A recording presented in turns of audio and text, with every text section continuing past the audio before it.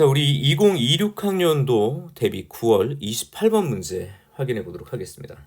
자, 우선 처음 3차 함수라는 게 주어져 있어요. 3차 함수 fx와 이렇게 주어져 있고요. 실수 전체 집합에서 미분 가능한 함수 gx가 다음과 같은 등식을 만족한다고 해요. 그러니까 사실은 항등식의 개념이 될 수 있을 겁니다. 이렇게 돼버리면. 자, 그랬을 때 다음을 찾으라고 얘기를 해요. 이렇게 찾아라. 자, 그럼 우선 봐. F0이 0이다. 그 다음에 F의 이계도 함수 너를 얘기를 하고 있네요. 아, 이게 도대체 뭘까? 잘 보시죠. F0이 0이라는 건 지금 쓰긴 좀 힘든데 F의 이계도 함수 이 자리 0 안장점 얘기를 하는 겁니다. 그러니까 최고차의 계수가 양수면 지금처럼 이 자리가 파이라는 얘기고요. 최고차의 계수가 음수면 이 자리가 파이구나 라는 얘기가 되는 거죠. 그럼 어떤 상황이 됐던지 간에 fx라는 수식은 a 곱하기 x-파이의 세제곱 플러스 f 파이 이렇게 써줄 수 있겠죠. 이게 첫 번째 킬링 포인트가 될 수 있을 겁니다.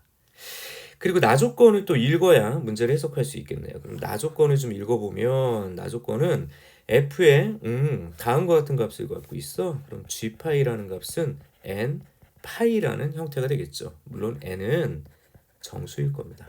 맞죠? 근데 이제 중요한 부분은 바로 뭐냐? 여기에요.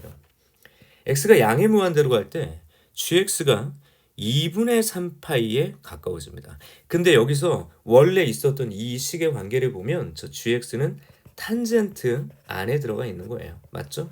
그러면 이것이 함수로서 정의가 돼야 되는 상황이 되는 거니까 저 gx라는 함수값 자체는 m 파이 플러스 2분의 파 이런 꼴은 될 수 없겠구나. 여기도 m은 정수 말로만 합시다.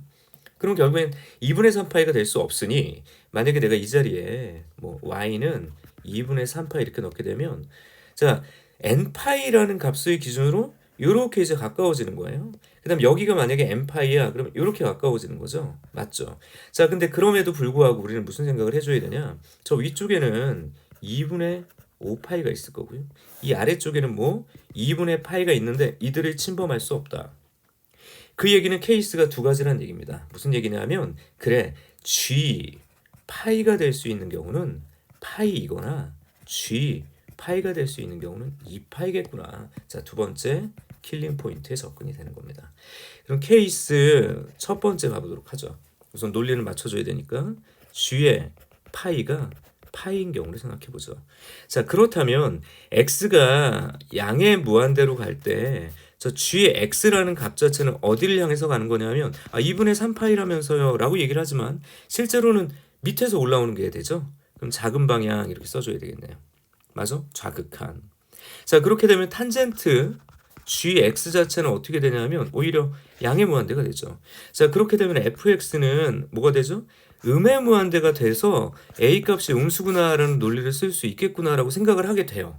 근데 그렇지 않겠네. 왜 그러냐면 우리가 관찰해야 될 게 f라는 것이 제가 항등식 개념 대입을 해보자고요. 또 파이라는 걸 대입을 해보면 이게 g파이가 되고요. 자, 이 자리는 그냥 지워지죠. 근데 g파이를 내가 파이라고 하자고 그랬습니다. 근데 f0이 0이라고 그랬으니 자, 이것은 증가만 하거나 감소만을 해야 돼요. 맞죠? 이걸 이렇게 되면 증가한다는 얘기인데, 그쵸?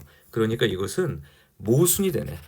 최고차의 계수가 음수가 될 수 없다는 얘기가 되는 겁니다. 자, 그래서 아마도 여기서 답이 결정돼야 되겠구나라는 겁니다. g의 파이가 2파이겠구나. 그럼 같은 논리에 의해서 x가 양의 무한대로 갈 때 저 gx라는 것은 2분의 3파이 자 우방향 이렇게 얘기를 할 수 있죠. 그럼 탄젠트 gx는 오히려 이렇게 되겠죠. 아, 그러네. 그럼 fx는 오히려 양의 무한대로 가니까 a의 값이 양수여야 될 거야.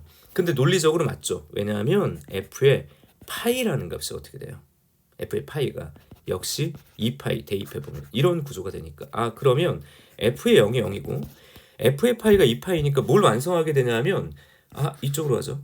f를 우선 완성하게 돼요. 아직은 미완이죠. 내가 찾아야 될 건 다른 거니까.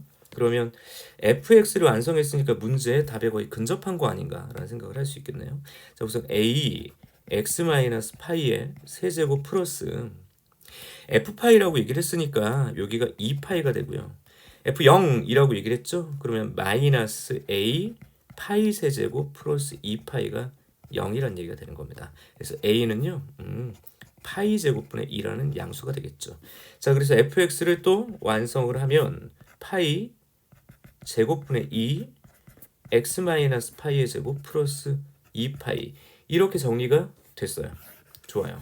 그래서 문제가 완성됐나 싶은데 그게 아니라 내가 찾아야 될 게 오히려 좀 복잡해요. 여기서부터 새로운 어떤 그 문에 부딪힌 벽에 부딪힌이라고 할까요? 느낌이 좀 드는데 이게 본질적으로 원래 관계와 어떤 관계를 가지고 있을까를 봐야 된다는 얘기죠. 그럼 G의 미분이 필요하니까 이걸 미분해 봐야 되겠지? 그렇죠? 이걸 미분해 봅시다. 그럼 F의 미분 이렇게 잡고요. G 프라임 X 그럼 탄젠트는 미분하면 시컨트의 제곱 GX가 되고요. G 프라임 X가 됩니다. 자 그러면 이 경우라면 G 프라임 X를 묶어 볼게요. 그럼 이게 1 마이너스 시컨트의 제곱 G X 이렇게 되는데 자 이거 어떻게 되죠? 우리 1 플러스 탄젠트의 제곱이 시컨트의 제곱이잖아요. 그렇죠? 1 플러스 1. 아 그러면 자봐. 이 자리는 오히려 뭐가 되냐면 마이너스 탄젠트 gx의 제곱 그쵸? 곱하기 g 프라임 뭐 x 이런 식으로 쓸 수 있게 된다는 얘기예요. 맞죠? 그런 이야기를 할 수가 있겠다.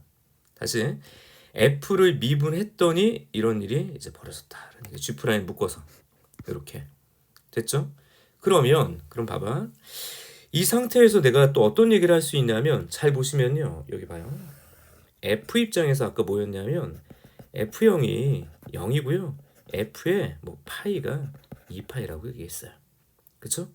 그러면 내가 F에다가 만약에 0을 대입해봐.